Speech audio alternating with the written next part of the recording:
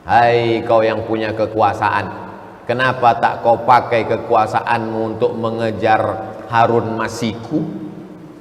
Dulu zaman nenek-nenek kita yang hilang tuh jarum. Ada nampak kau jarum jahit tadi, ya mak nak menjahit. Sekarang bisa pula Harun Masiku hilang. Habib Rizik dicari-cari kesalahan, sampai tak ada lagi pasal yang bisa menjeratnya, dicarikan pasal keramaian. La ilaha illallah. Ustadz Somad bisa jadi, Gus Nur dah masuk, Ustadz Mahir Tualibi dah masuk, siapa lagi yang udah masuk? Itu di SMS dan saya dari itu, hati-hati mat, nampaknya kau tak lama lagi gitu. Saya baca baru aja tadi ya.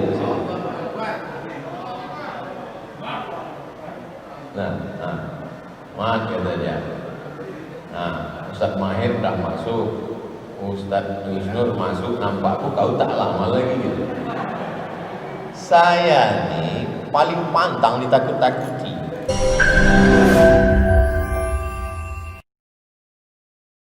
Jangan lupa subscribe, like, and share. Tentang kejadian yang terjadi baru-baru ini, penembakan 6 laskar FPI mengawal Imam Besar Habib Rizik Syihab. Bagaimana pandangan Ustadz? Apakah para laskar termasuk syuhada? Hari ini kejadian, besok langsung saya keluarkan video. Pertama, man qatala mu'minan, siapa yang membunuh orang beriman muta'ammidan secara sengaja, fajazauhu jahannam, di akhirat neraka jahannam lah tempatnya.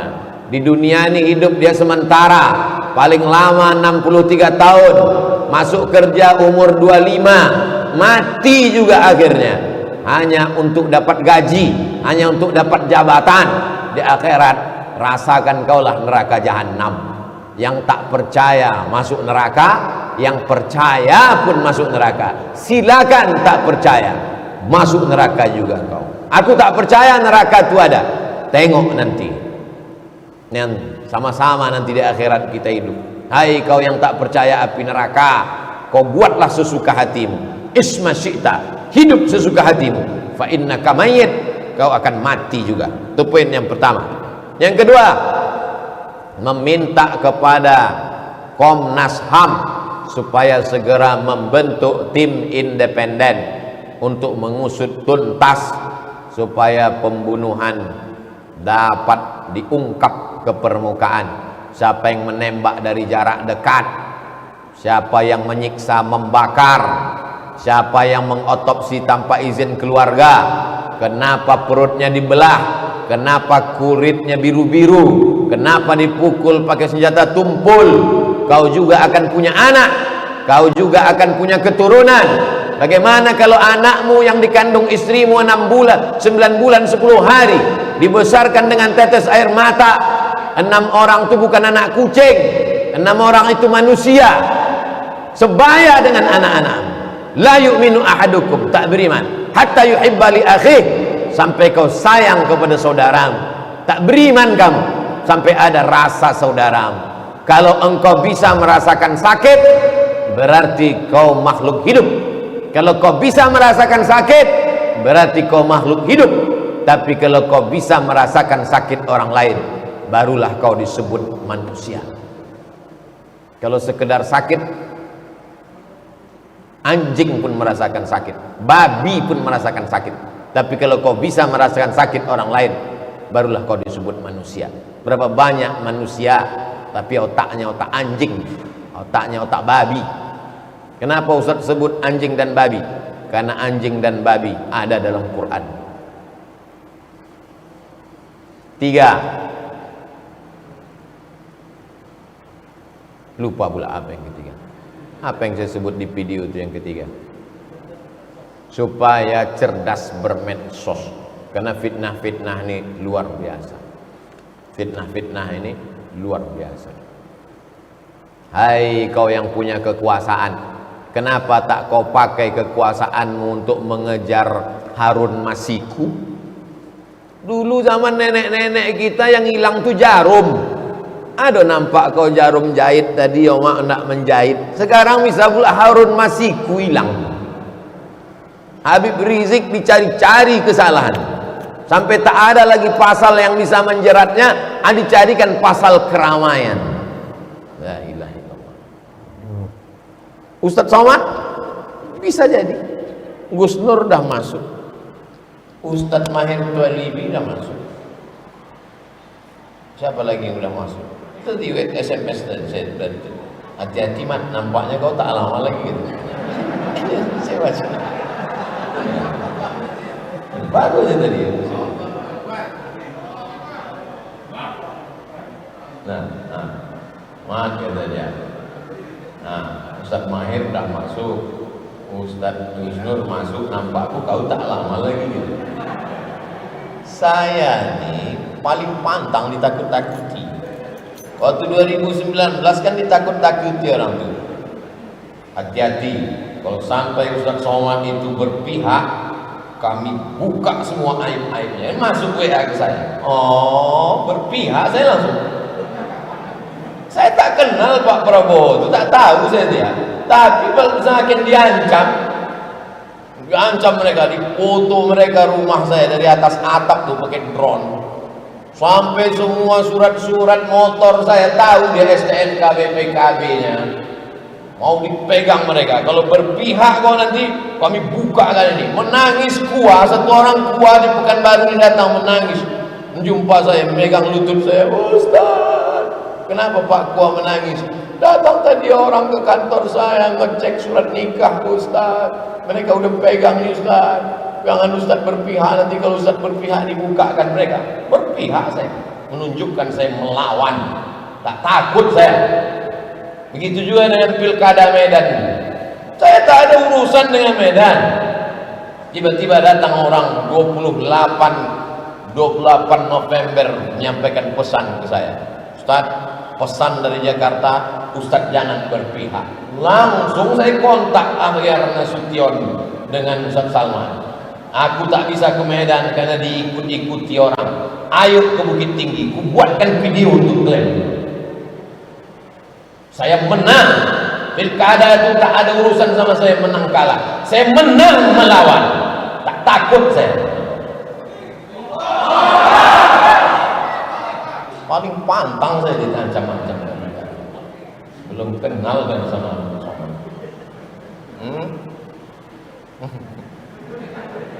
dah jelas? Ketika masuk masjid, waktu iqamat sudah dekat. Saya ingin sholat tahiyatul masjid dan qobliyah. Apakah bisa satu sholat dua niat, atau mana yang didahulukan? Sholat sunat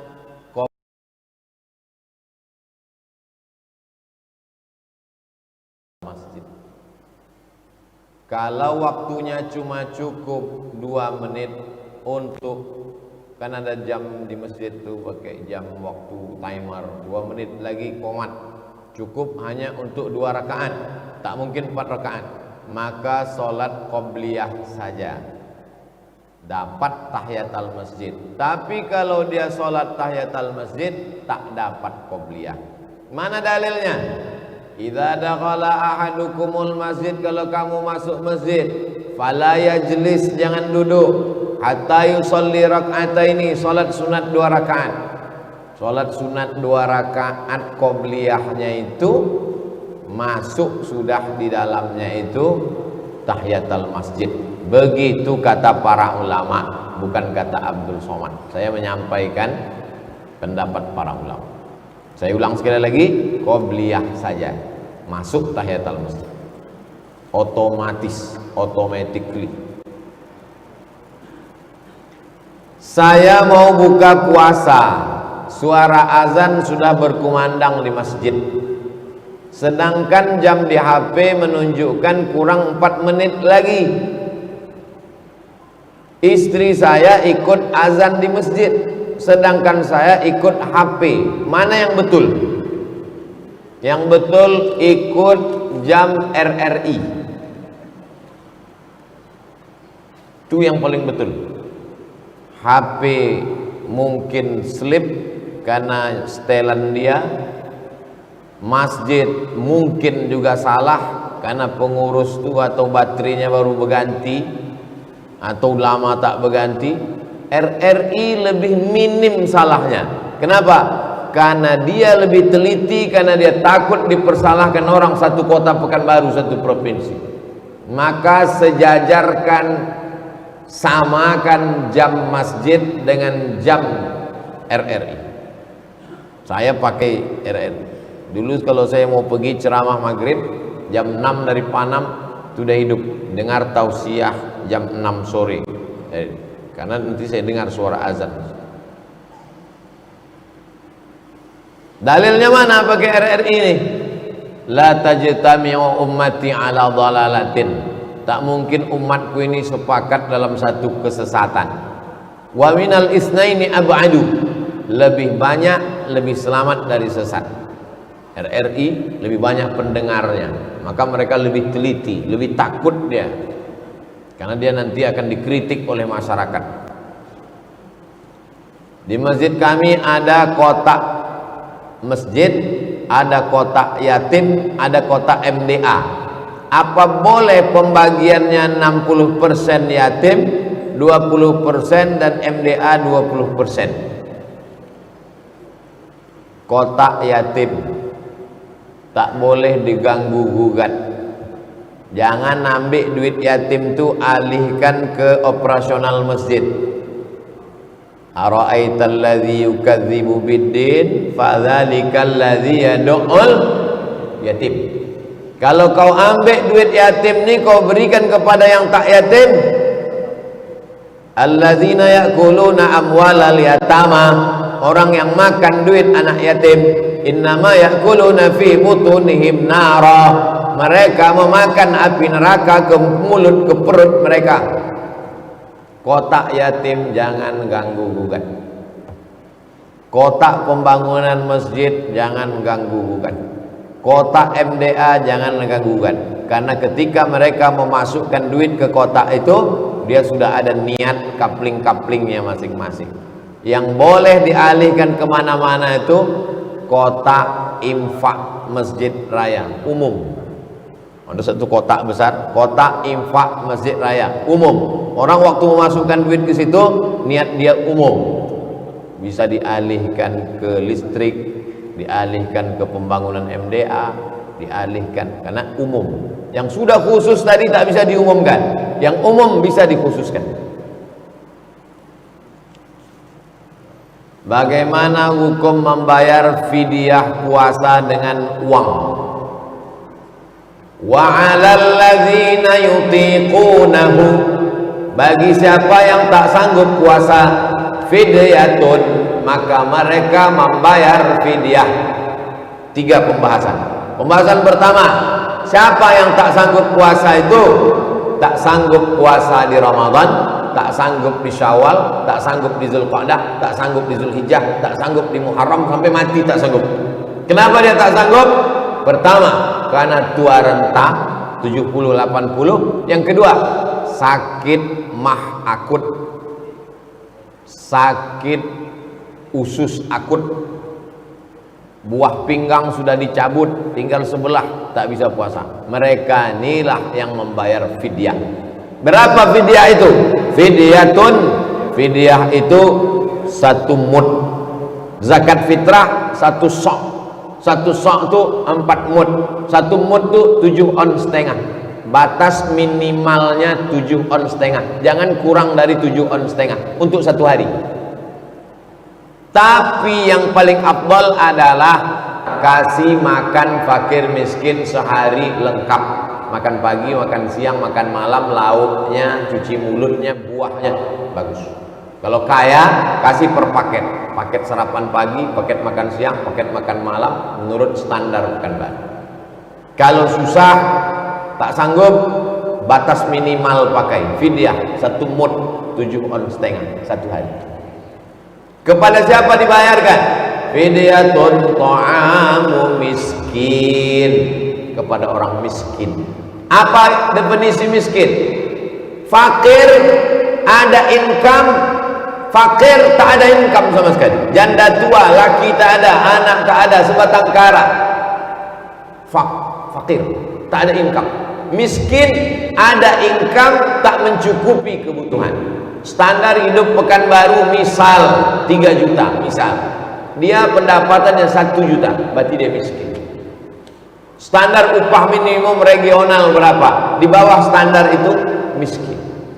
Boleh dia menerima, kasihlah kita. Bagaimana cara mendapatkan kunci surga?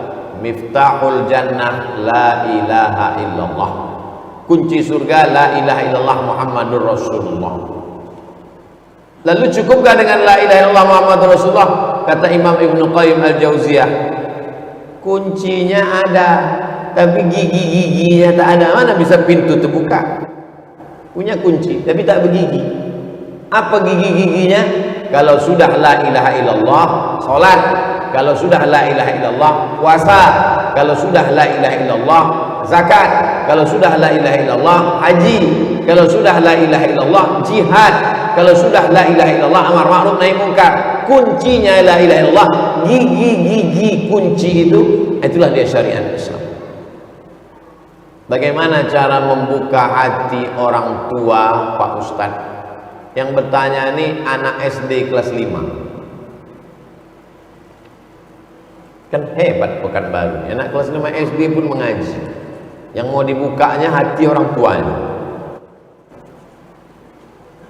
Kalau sudah anak kecil mau mengaji, tak terbuka juga pintu hati orang tua. Summum, bukmun, omyun, pokak, bisu, tuli, buto, lengkaplah sudah.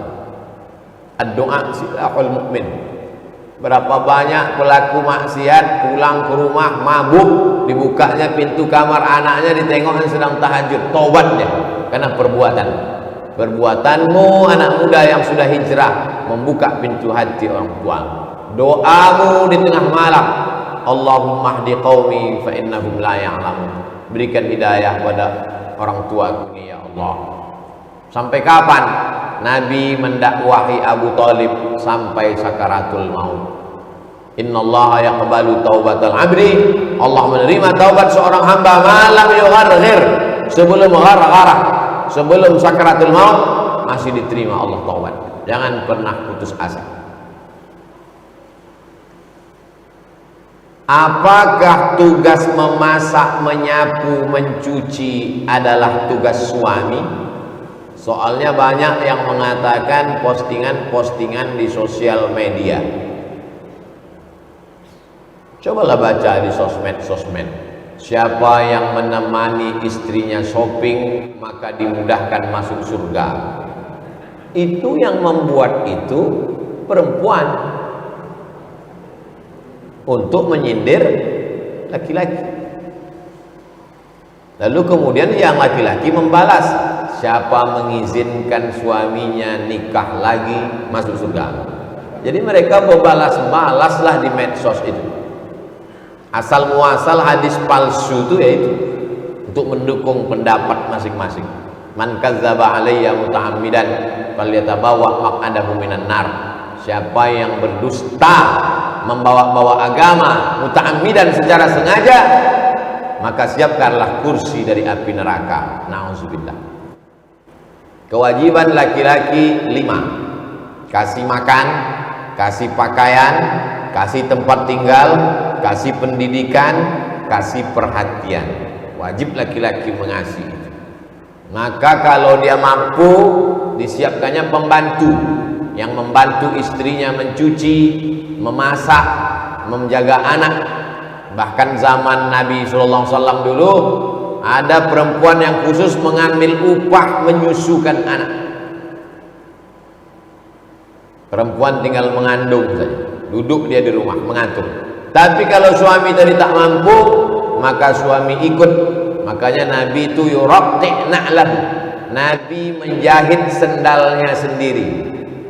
Nabi itu tidak dilayani, tapi dia sama seperti manusia biasa.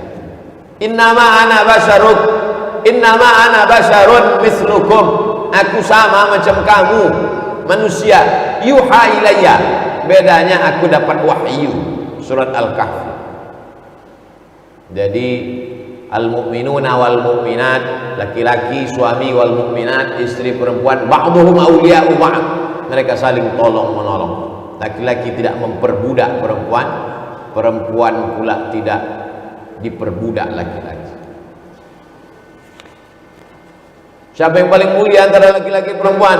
Man amila salihan, siapa yang beramal saleh, min zakarin, laki-laki, au unsa, perempuan, wa huwa mu'minun, kalau dia beriman, fala nuhyiyannahu hayatan thayyibah, kami beri dia kehidupan yang baik.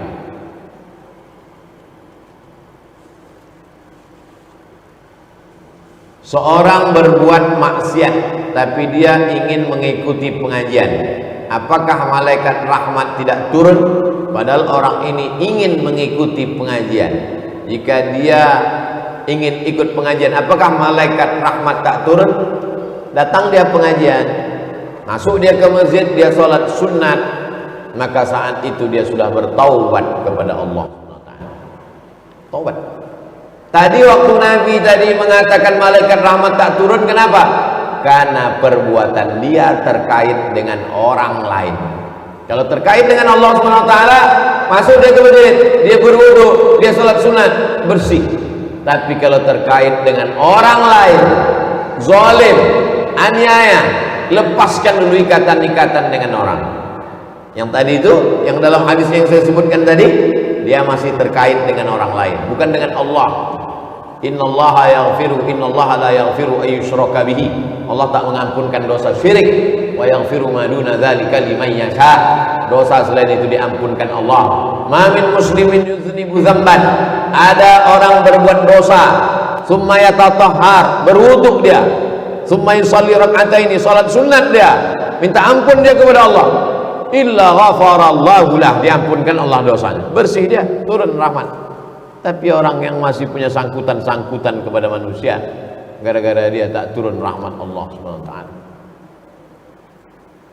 Kalau kita sudah melaksanakan sholat wajib berjamaah, setelah itu melaksanakan sholat sunat ba'diyah,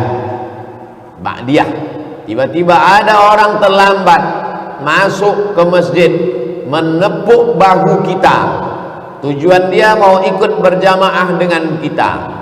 Apa sikap kita? Saya musafir mau ke Dumai, berhenti di Duri, saya sholat ba'diyah zuhur, datang orang menepuk bahu saya. Apa sikap saya? Saya kuatkan takbirnya supaya tahu dia gerak saya. Allahu Akbar, Sami'allahu liman hamidah, Allahu Akbar. Jangan kau takbir diam aja. Gimana dia tahu kau bangkit dari sujud? Takkan diintip-intipnya dari bawah. Apakah sah sholat berjamaah itu? Sah. Tapi imamnya sholat sunat, makmumnya sholat wajib, mana pula sah? Menurut mazhab Syafi'i sah. Mana dalilnya? Ini lagi tren nih sekarang. Mana dalilnya?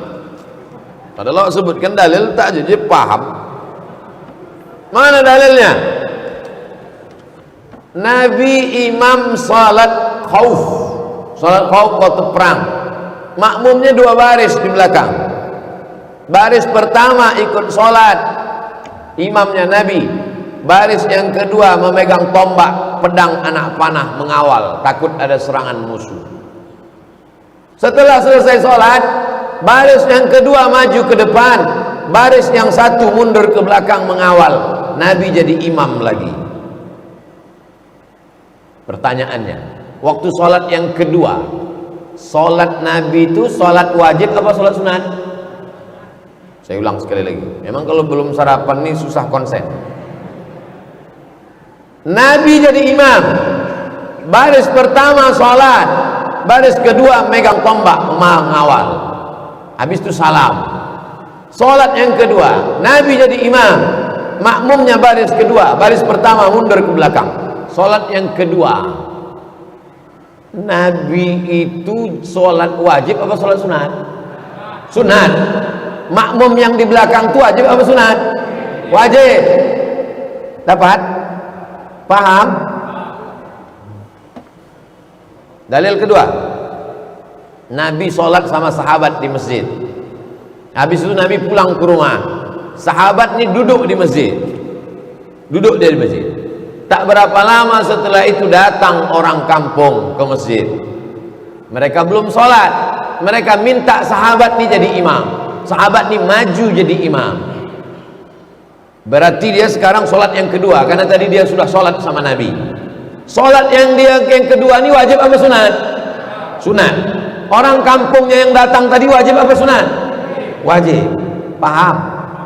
Dapat dalilnya? Jelas insyaallah. Tak ada ceramah saya yang tak jelas. Asal sama cerdasnya sama saya, paham.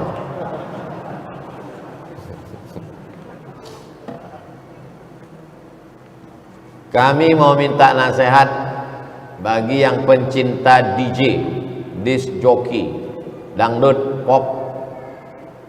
Minta kau kalau sudah ikut pengajian, semua lagu dangdut, lagu pop, lagu metal, happy metal, slow rock, R&B, buang semua. CD-CD-nya bakar. Jangan dengar lagi. Kalau mau mendengar lagu, dengar lagu anak-anak dari pesantren Darul Khair. Apa lagu dia tadi? Nah, ini. Busra lana nilnal muna zalal ana wa falhana. Busra lana, kabar gembira bagi kita, nilnal muna, karena semua yang kita inginkan kita sudah dapat. Zalal ana wa falhana, segala kesulitan hilang, maka keindahan, kenyamanan, ketentraman pun akan didatangkan, dipenuhi Allah SWT. Solawat, lagu-lagu religi, lagu-lagu yang mengingatkan pada Nabi, lagu-lagu ingat mati. Adapun yang lagu-lagu tadi buang, karena setan masuk ke dalam hati melalui pintu lagu. Lagu udah hijrah, udah pengajian, lagu pulang-pulang berbadan dua, itu kan berzina. Cinta satu malam, itu kan kumpul kebo. Minta nasihat Ustadz terhadap orang yang suka sama satu jenis. Apa ancamannya? Maksudnya satu jenis ini laki-laki sama laki-laki. Adapun sejenis sama manusia, memang itulah manusia nikah sama manusia, takkan nikah sama hantu. Yang dimaksudnya sejenis laki-laki sama laki-laki. Apa hukumnya dalam Islam? Man wajadtumuhu, kalau kamu menangkap ya'malu amala qaumi Lut, kalau kamu menangkap orang melakukan perbuatan umat Nabi Lut, homo, lesbi, faktulul fa'il wal maf'ul, bunuh dua-duanya. Dua-duanya dihukum mati, baik yang berperan jadi laki-laki atau perempuan, dua-duanya hukum mati. Begitu hukum Islam kalau ditegakkan. Kalau ditegakkan hukum Islam ini, sehat yang homo-homo itu semua. Kumpulkan semua homo-homo, diadakan pemancingan homo di tepi Sungai Siak. Insya Allah sehat. Yang agak-agak mau homo-homo, sehat dia. Kalau tak percaya, ayo kita tes. Hukum Allah itu datang untuk menyelamatkan umat manusia. Ibu-ibu sedang hamil, jangan menonton bencong. Berdoa kepada Allah SWT, Rabbi habli minas solihin, Rabbi habli minas solihin. Sekarang semua acara itu, cobalah tonton acara di TV, film-film. Mulai pembawa acaranya, penyanyinya diisi oleh bencong. Bencong paling banyak di dunia ini di Thailand, sampai ada Miss Bencong. Ja'alna 'aliyaha safilaha, kami jadikan bagian atas turun ke bawah, yang bawah naik ke atas.